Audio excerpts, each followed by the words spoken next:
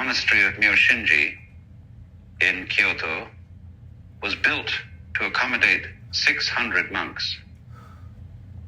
There are now 30.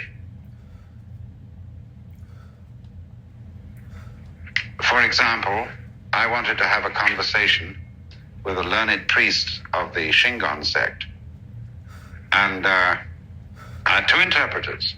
His wife, who speaks very good English, and the interpreter we had for our group.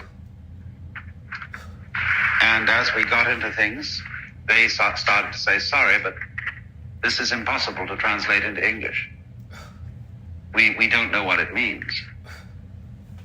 So I said, all right, let's get any book to teach it with. You could use the Bible. You could use Alice in Wonderland. After all, he said, the sound of the rain needs no translation.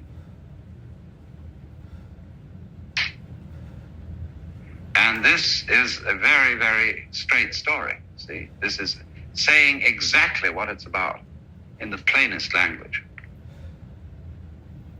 Only people overlook it. You know, when something's right under your nose and you can't see it, and you go looking over there, and you're carrying it, you see, it's like that.